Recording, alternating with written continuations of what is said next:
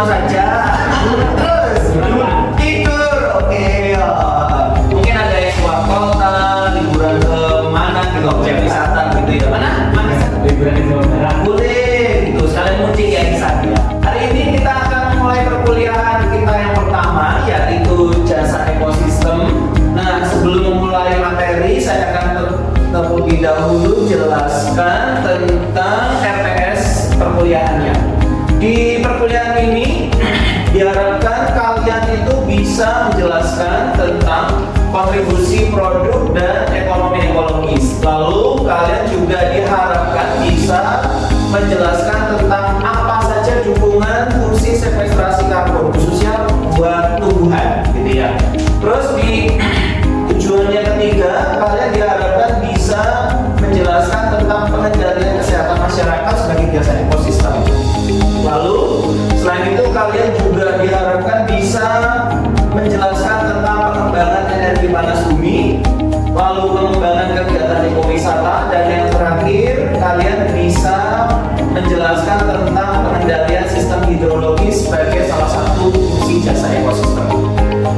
Keenam tujuan perkuliahan ini nanti akan dijelaskan dalam 16 kali pertemuan, di mana 2 diantaranya itu ada di UTS pertemuan ke-8 dan UAS pertemuan ke-16, gitu ya. Jadi di pertemuan pertama kita akan belajar tentang jasa lingkungan, yaitu kontribusi produk dan ekonomi ekologis. Di pertemuan yang kedua kita akan membahas jasa lingkungan dalam mendukung fungsi sequestrasi karbon sesuai dengan protokol Kyoto dalam menghadapi perubahan iklim global. Lalu di pertemuan yang ketiga kita akan belajar tentang jasa lingkungan dalam mendukung fungsi sequestrasi karbon, mekanisme perdagangan karbon. Lalu di pertemuan yang keempat kita akan belajar tentang jasa lingkungan dalam mendukung fungsi sequestrasi karbon, tata cara memperoleh manfaat sequestrasi karbon khususnya yang dilakukan oleh pohon-pohon yang berada di hutan. Di pertemuan yang kelima kita akan membahas tentang jasa lingkungan sebagai pengendali kesehatan masyarakat dan status kesehatan manusia. Di pertemuan yang keenam kita akan membahas tentang jasa lingkungan sebagai pengendali kesehatan masyarakat dengan deforestasi sebagai pemicu penularan penyakit. Di pertemuan yang ketujuh kita akan membahas tentang jasa lingkungan sebagai pengendali kesehatan masyarakat, metode penentuan nilai jasa lingkungan bagi kesehatan masyarakat. Habis itu kita UTS. Jadi nanti UTS itu bahannya mulai dari pertemuan pertama yang ini sampai pertemuan yang ke-7 sampai ini. Nah, di pertemuan ke-9 bahan UAS itu apa saja? Kita akan membahas tentang jasa lingkungan bagi pengembangan energi panas bumi, proses pembentukan dan potensi pemanfaatannya. Lalu dilanjutkan di pertemuan yang ke-10 itu keunggulan dan faktor penghambat energi panas bumi. Di pertemuan yang ke-11 itu metode penentuan nilai ekonomi jasa lingkungan bagi pengembangan energi panas bumi. Itu yang tentang panas bumi. Lalu di pertemuan yang ke-12 dan ke-13 itu kita akan membahas tentang ekowisata. Di pertemuan yang ke-12 kita akan membahas tentang prinsip kepariwisataan dan pengembangan ekowisata. Lalu di pertemuan ke-13 itu kita akan membahas tentang penentuan nilai ekowisata beserta daya dukungnya. Di pertemuan yang ke-14 kita akan membahas tentang jasa lingkungan sebagai faktor pengendali hidrologis dimulai dari pengelolaan das daerah aliran sungai, dan di pertemuan yang terakhir kita akan membahas tentang dampak kerusakan dan upaya pencegahannya. Dari sini ada yang ditanyakan terlebih dahulu sebelum kita ke kontrak perkuliahan? Belum ya? Oke. Sepertinya sudah siap gitu ya, padahal baru aja masuk kuliah. Kita coba ke kontrak kuliah dulu ya. Nah, ini kontrak kuliah kalian hampir sama dengan RPS-nya tadi. Bedanya kalau kontrak kuliah itu di sini dijelaskan bahwa selama perkuliahan itu selain ceramah saya menjelaskan, kalian mendengarkan, atau kalian yang presentasi, mungkin nanti presentasi tugas saya yang akan menanggapi,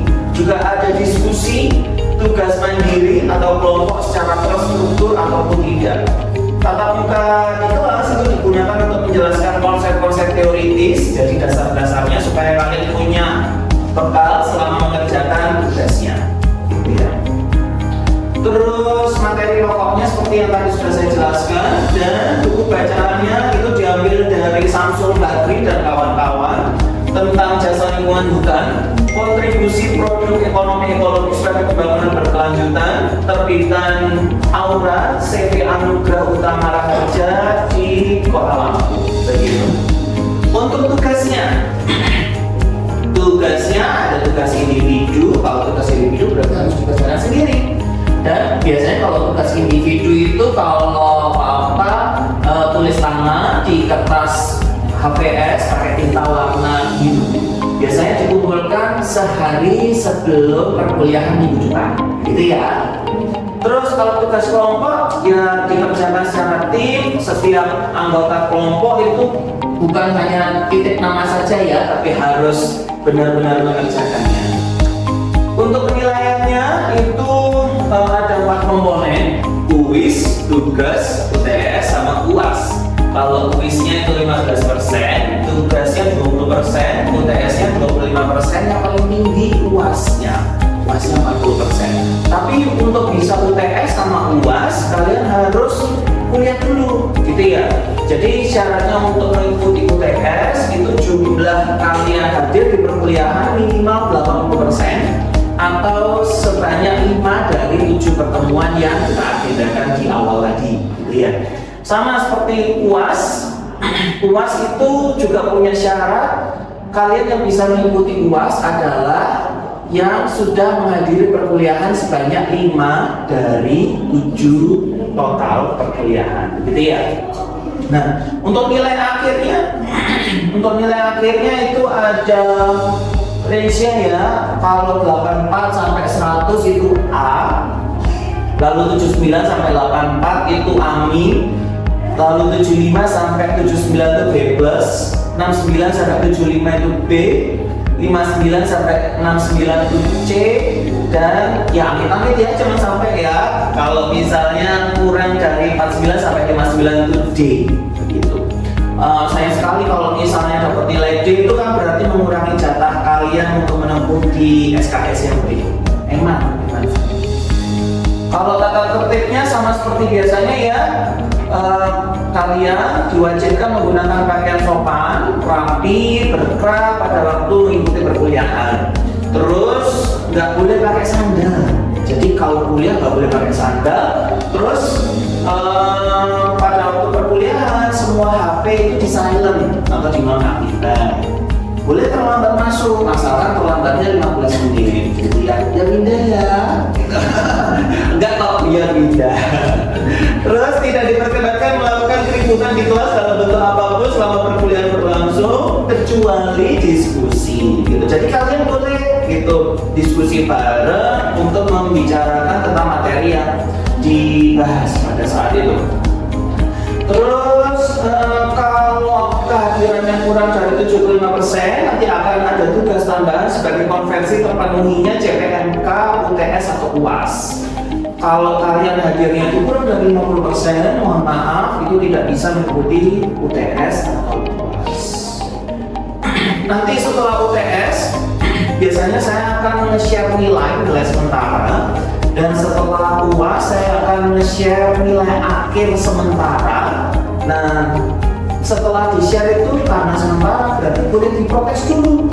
Pak, saya kok nilainya terlalu rendah ya? Atau Pak, sepertinya saya pernah nggak kerjain tugas deh, kayaknya ini nilainya ketinggian deh gitu. Boleh kayak gitu ya.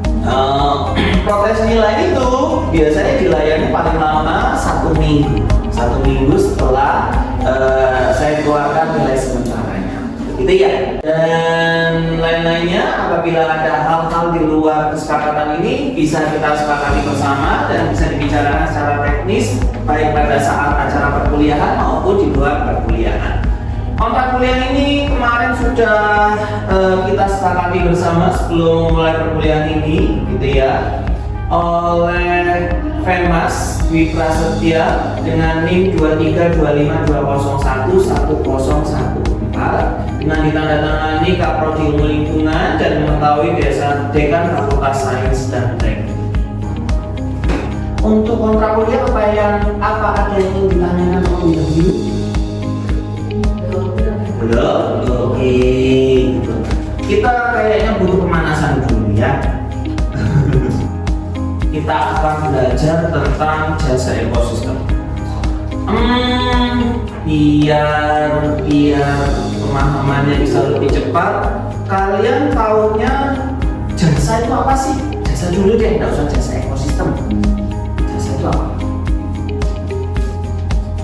Kalau barang? Benar, gitu ya. Kalau kita itu membeli sesuatu berarti membeli apa? Biasanya membeli barang ya. Pernah nggak kita membeli sesuatu tapi membeli jasanya? Nah, itu contohnya. Ojek, betul. Kalau kita lagi order makanan gitu ya, food, itu kita ordernya jasa. Tapi kalau kita beli makanannya itu berarti beli barangnya, gitu ya. Tuh. Nah sekarang jasa lingkungan itu berarti kasarannya apa yang kita dapat dari pelayanannya lingkungan. Gitu. Lingkungan itu apa saja sih? Masih ingat ya kalau lingkungan itu manusia juga termasuk di dalamnya. Kita akan membahas tentang jasa lingkungan sebagai kontribusi produk ekonomi ekologis. Untuk mempermudah pemahaman materi hari ini, saya akan putarkan secara singkat terlebih dahulu film pendek. Kalian simak ya. Ibu Siti Nurbaya Bakar, Menteri LHK, Urusan Industri Hijau, Kehutanan Sosial, Carbon Trading, Bakaran Hutan berada di wilayah Bu Siti. Wait. Carbon Trading. Do you know what carbon trading is? Belum. Nggak tahu itu apa, belum pernah. Presiden Jokowi mulai melirik potensi perdagangan karbon. Saat pelantikan kabinet, ia bahkan memberi instruksi khusus kepada Menteri Lingkungan Hidup dan Kehutanan, Siti Nurbaya Bakar. Perdagangan karbon adalah kompensasi yang diberikan oleh negara maju yang industrinya menghasilkan karbon dioksida yang berdampak merusak lingkungan. Kompensasi diberikan kepada negara yang hutannya menyerap karbon. Diam-diam, sebagai negara tropis, Indonesia memiliki kawasan konservasi hutan karbon terbesar di dunia. Dan proyek ini dinamai Katingan Mentaya Project. Asosiasi Pengusaha Hutan Indonesia memperkirakan hutan kita ini mampu menyerap 5,5 gigaton karbon dioksida. Hampir 10% kredit karbon dunia berasal dari Indonesia. Dengan luas hutan 36,5 juta hektar, jika dijual di pasar karbon, angkanya mencapai 1.400 hingga 1.600 triliun rupiah. Uang yang luar biasa menggiurkan, bukan?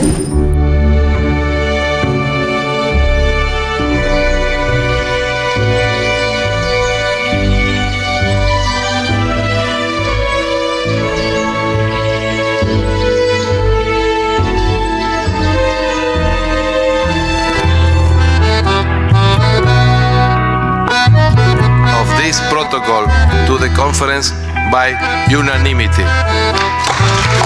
Semua berawal dari Protokol Kyoto 1997. Hak mencemari udara yang dulunya diberi cuma-cuma, kini bersifat eksklusif dan terbatas. Hak berpolusi itu dikonversi jadi sertifikat surat berharga yang lalu dibagikan secara merata ke semua perusahaan. Tapi aturan ini memberi peluang perusahaan membuang emisi melebihi batas regulasi. Misalnya, ada dua pabrik A dan pabrik B.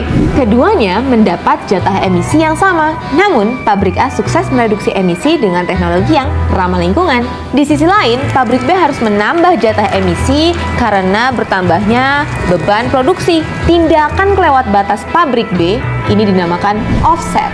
Karena offset, maka pabrik B wajib menambah sertifikat berpolusi. Solusinya, dengan membelinya dari pabrik A yang tak memakai jatahnya. Sistem jual beli antar pabrik ini dikenal dengan sistem cap and trade. Namun, ada jalan keluar lain bagi pabrik B, yaitu sebuah sistem yang disebut dengan Clean Development Mechanism. Metode ini dilakukan dengan membuat proyek ramah lingkungan di negara berkembang. Misalnya, membangun pembangkit listrik tenaga angin di India atau tenaga surya di Tiongkok. Hasil dari beragam jenis bantuan ini akan diganjar sertifikat yang bisa dipakai untuk menambal offset. Selain CDM, ada skema lain yakni REDD+. Skema REDD+ membuat korporasi menginvestasikan dana yang dipakai untuk mencegah kerusakan hutan di negara penghasil karbon. Sama seperti CDM, perusahaan yang sukses menjaga hutan akan diberi tambahan jatah atau kredit karbon bagi industri mereka. Sebagai negara tropis, diam-diam ternyata Indonesia memiliki kawasan konservasi REDD+ terbesar di dunia. Dan proyek ini dinamakan Katingan Mentaya Project. Kita tadi kan sudah melihat videonya ya. Gimana menurut kalian videonya? Menarik? Oke. Itu disimpan dulu informasinya. Kita ke awal lagi ya. Kita ke tentang kegiatan ekonomi yang berusaha membedakan apa itu jasa sama barang gitu ya. Kalau barang itu kan ya mudah dilihat, diukur, jumlahnya, volumenya, pertumbuhannya, perkembangannya, bahkan penyusutannya. Sedangkan kalau jasa itu yang diukur apakah harga yang kita keluarkan itu sesuai dengan manfaat yang kita terima, gitu. Nah, karena mengukurnya itu hanya manfaatnya Pak, berarti kadang-kadang nggak bisa dilihat atau nggak sadar. Kayak kita kalau menghirup oksigen, menghirup udara setiap hari kan ya nggak dihitung, nggak sadar gitu ya. Padahal selama ini oksigen yang kita hirup itu berasal dari tumbuhan yang berada di sekitar kita, gitu. Terus bentuk produk jasa itu bisa juga berupa jasa asimilasi limbah. Jasa asimilasi limbah ini maksudnya kayak gini nih. Laut itu sebagai penetralisir limbah yang paling besar dan alami. Banyak sekali limbah yang dihasilkan oleh manusia itu terbuang ke sungai yang bermuaranya langsung ke laut, di mana laut itu bisa menetralisir limbah-limbah kita secara alami. Tapi lama-kelamaan laju kita untuk menghasilkan polutan dengan laju laut yang bisa menetralisir polutan itu nggak seimbang. Kita yang terus-menerus menghasilkan limbah, tapi laut sudah kayak nggak mampu lagi untuk menetralisir limbah secara alami, gitu ya. Nah, itu semua terjadi karena karakter kapitalistik, karakter industri-industri yang ya pengennya mungkin terus gitu. Karena kita ketahui bahwa biaya pemeliharaan, biaya manajemen limbah itu mahal. Oleh karena itu, akhirnya limbah-limbah itu seringkali terbuang tanpa pengolahan yang maksimal. Nah, disinilah dibutuhkan transaksi, di mana perusahaan-perusahaan yang sudah menghasilkan limbah tadi seharusnya itu mempunyai kewajiban untuk mengganti biaya recovery-nya tadi. Nah, dari video yang ini, kira-kira kalian menangkap ada berapa perdagangan karbon sih? 3. Oke, 3. Apa saja itu 3? Cap and trade, terus joint implementation,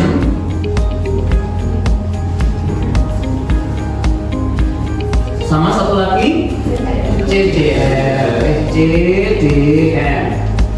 Clean Development Mechanism. Clean Development Mechanism.